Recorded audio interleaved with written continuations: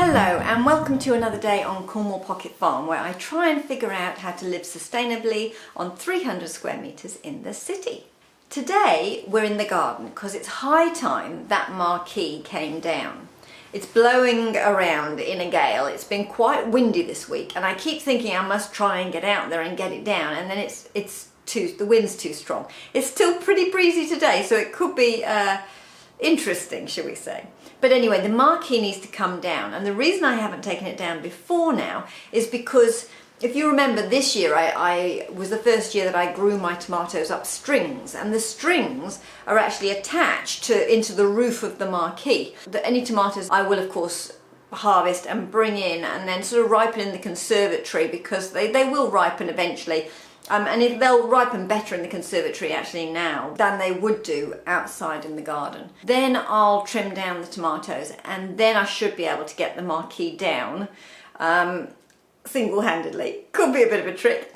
I also have a very large cosmos in there, which is going great guns with all the protection from the mesh, but I am going to have to snip that down, and I'll bring the blooms into the kitchen because they're really beautiful. It'll take off again because cosmos are great. They'll just throw out a few more flowers from there. It is still quite a brisk wind, so it could be a very interesting job. Ooh, that's a gust. Anyway, come along and watch me try and take the marquee down in the wind.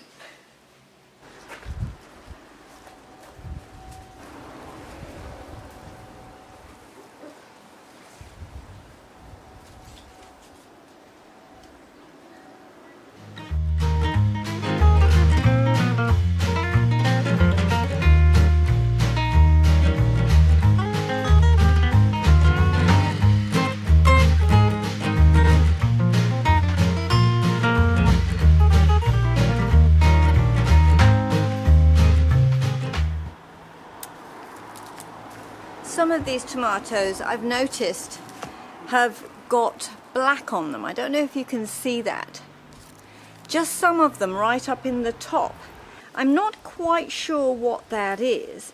It would look a bit like blight to me, but there's no sign of that anywhere on the plant. And generally if you have blight, you know, it's the stems that go black first, and then you get that sort of blackening of the tomatoes.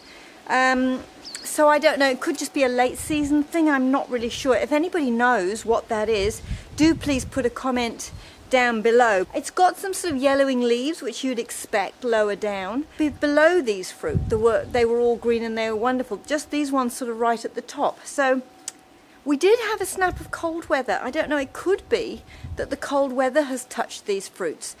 That could be it, I'm not sure. Anyway, if you know, please leave a comment. I'd be very interested to know what you think it is.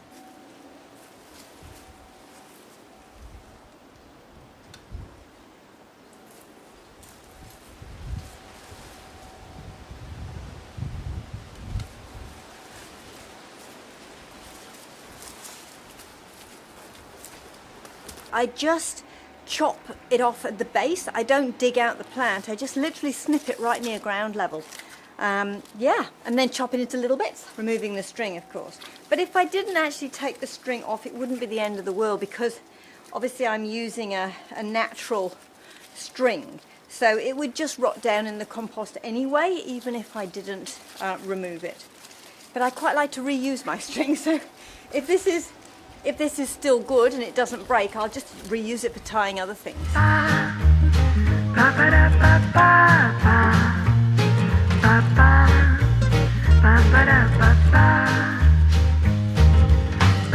Actually, thinking about it, it would be easier if I took the tomato plants first at this end rather than fighting my way through to the other end, wouldn't it?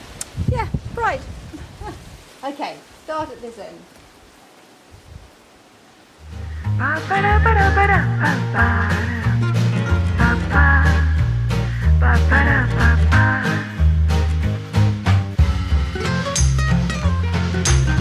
the tiniest little tomatoes at this time of year.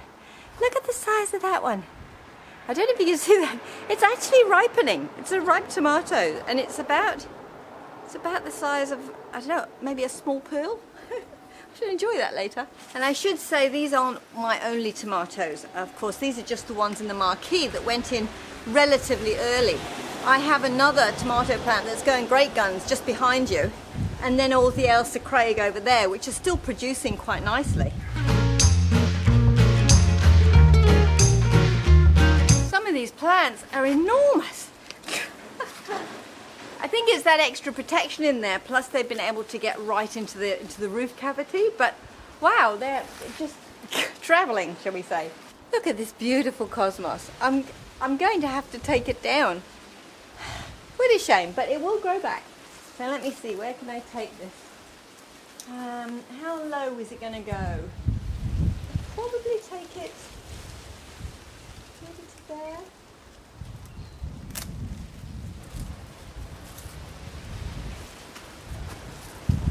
I've got a winner. Look at that. The world's tiniest tomato. Beautiful.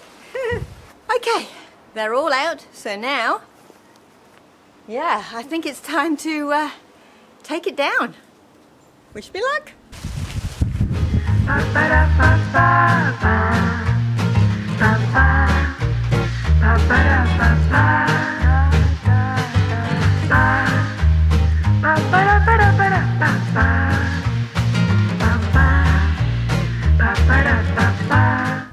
Cyclones really tighten the knots.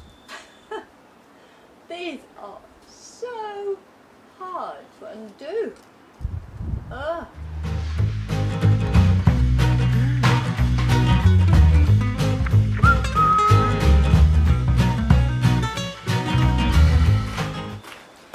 These ties were really necessary because I think without these, that whole thing would have just blown away, but they were very difficult to get undone. Whew.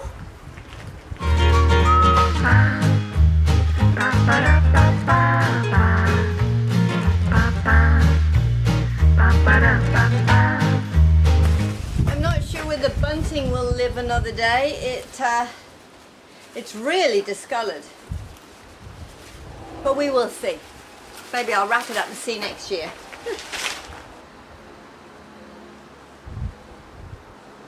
So I secured the base with a mixture of large river stones, the ones I have in my dry riverbed, and also these pegs that I had. Yeah, little plastic pegs that I got from a second-hand shop. Whew. Some of these pegs don't want to come out. I put them in well and hard because of these cyclones, and they're not coming out.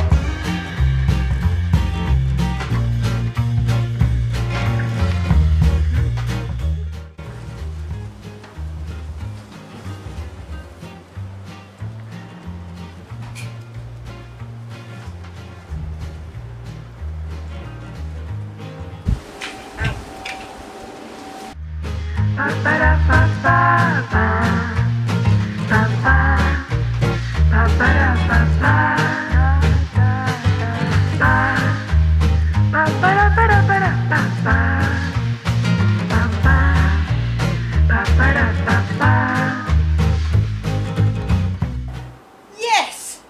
I did it! Yoo-hoo! So I've got the cover off.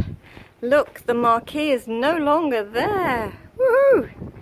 These are all the tomatoes that I got off the plant, so those will go into the conservatory to ripen now, which will be good. And let's just go and have a little look at the devastation. So you can see here, I've just spotted there are 2 more tomatoes there growing up, little ones. They're the ones that I chopped down because they died, and they decided to have another go. I think they'll have to come out. So that apple that I've got along there is a step over espalier, and it really needs a proper support. I really just had it attached onto the marquee to stop it flailing around, so that'll really need sorting now. This really needs a yes, a very good weed. Some of my brassicas that have been planted in between are coming on quite well. The carrots took a bit of damage in the removal of the marquee. I'm glad actually I didn't put too much in before I removed the marquee, because it really was quite tricky and it did make quite a mess. So unfortunately a bit of a casualty there, because those were attached to the marquee and were happily climbing up the marquee. So I think I might just take those out now. The peppers are awaiting transplant. I need to dig them out. I'm going to try and overwinter them in the conservatory. The big worry for me at the moment is that, because we have the pumpkin bed over there, which is an absolute state. I can't tidy it because there are pumpkins growing and they're coming all the way up there, and they were going across the top of the marquee, which I've now taken down, so they've got no support, and then up onto the pergola. And let me show you what they're doing. So there was the bigger pumpkin that I showed you there, and then we've now got another smaller pumpkin here coming along, and then I don't know if you can see, but the pumpkins, they're trying to have pumpkins all the way along. I don't think they will really come to much, but I want to give these two a bit of a chance. This bed, I'm really pleased to have got the marquee off it, and I can now have a really good tidy up, take out those peppers and get in some winter crops. So yay! I have some new street treasure. Look at that. Look at those, they're cool.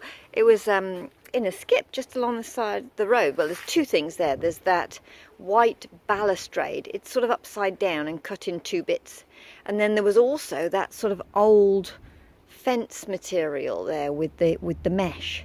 So the husband helped me get the white balustrade back, because that is so heavy. And then I went and got the fence posts and the mesh today. So I'm not really sure what I'm going to do with it yet, but I could be down in the West Gardens, down the side by the berries, somewhere there. I'm thinking it could go somewhere down there, potentially along the fence to add a bit of interest, and I could get some climbers up there. Or it could go further down by the berries to just sort of support them and enclose them. I'm not sure that it would go very well with my rusty tools. So maybe further up here, that's one option. Or it could be a new support for my asparagus, to when that's all growing into fern, to sort of hold it back. You probably can't see it, and obviously the ferns are dying back now. But right underneath there I have a sort of a puppy cage that I put up just to hold it back. But as you can see, it doesn't do a brilliant job. I do end up tying it up with string as well. And it might sort of echo the gate. You know, that the gate's sort of black, and it could echo. Yeah, it could echo the gate. I will definitely have to paint it, I think, because it's a bit white, and I was sort of, most of the metal in the garden is either rusty or black. So yeah, what do you think I should do with it? Any ideas? Just please put them in the comments, because I'm not sure yet, but you know, you can never go past a good skip find like that. And it's a workout just to get it home, so very pleased with that. It's the next day now, and it's very windy out here, so I don't know if you're going to be able to hear me, or please excuse the wind noise anyway, and I'll try and put some tinkly music over the top of this. I do have a bit of a plan actually to help with the wind noise. I'm planning to actually make a bit of a, they call it a dead cat. It's a sort of a fluffy cover to go over the microphone.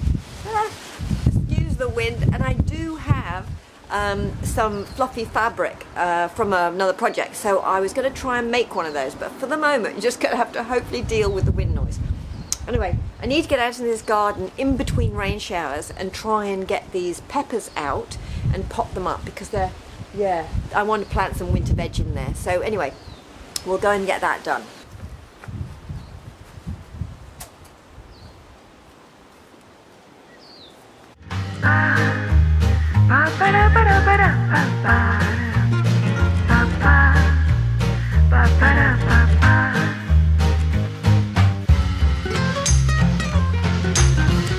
Got a bit sidetracked clearing up the pumpkins. It always happens, but yes, it was looking a bit messy, and I managed to take a little bit off that I could clearly see was not attached to the growing pumpkins. So yes, this is what I do. I do a little sub-routine and go on to do something else, and then come back to what I started with. So yeah, I do need to attack that pumpkin bed, all the while trying not to chop off the lifeline, which is going to the pumpkins that are actually over the pergola, the ones that I showed you earlier. But yeah, this was definitely going nowhere, so yeah, it's out.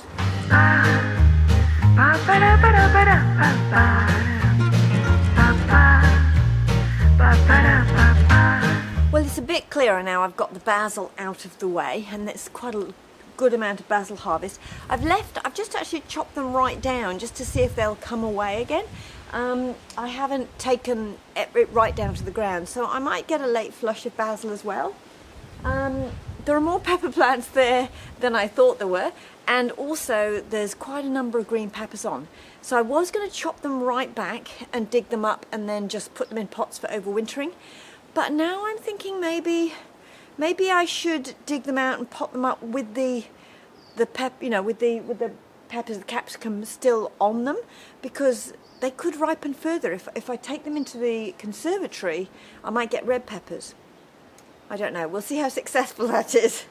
I can always cut them down later once I've snapped them off, can't I? With my manhandling. Yeah. Something for the chickens first. So we've got quite a large harvest of basil for the kitchen.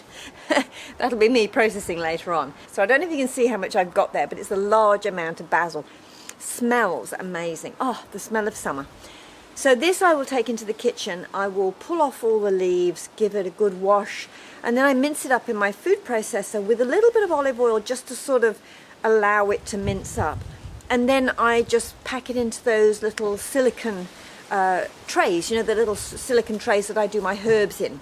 I did a video on how I process my food, and I'll put a link up here. But basically I'll just put these into the little silicone sort of ice cube trays, and then I will put it into the freezer, and they make little blocks, and then I just stack it up into my Tupperware boxes, and then I can pull them out and make pesto through the year, which works really, really well. So yeah, into the kitchen with this. First of all, I have to find my irrigation pipes, because I don't want to stick the spade straight through the pipe. So I've got to find those first, and then I can carefully excavate them out.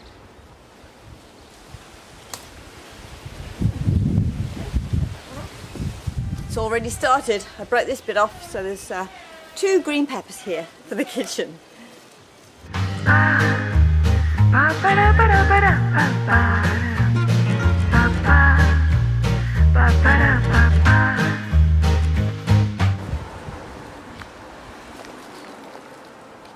Okay, so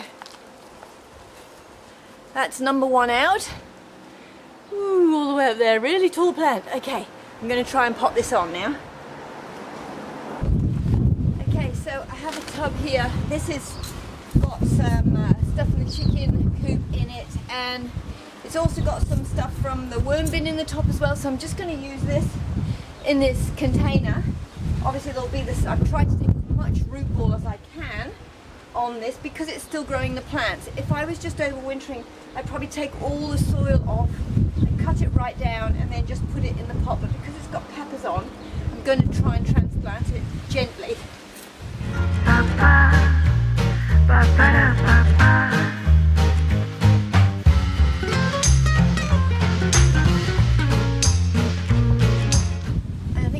Put a support in there because it just looks like it's even packed down. It's just going to be, I think, a little bit unstable, so I'm going to support it with a stick. I'll just get that. Okay. I have some old string that I've just taken down off the pumpkins, and I'm going to reuse that. Will that be tall enough? I think it will be tall enough just to give it a little bit of support. Yeah, I think so.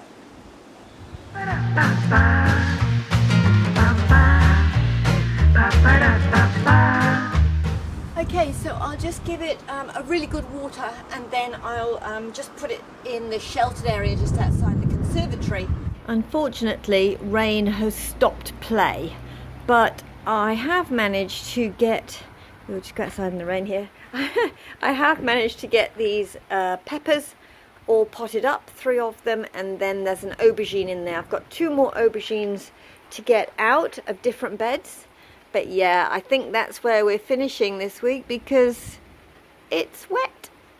See you next time.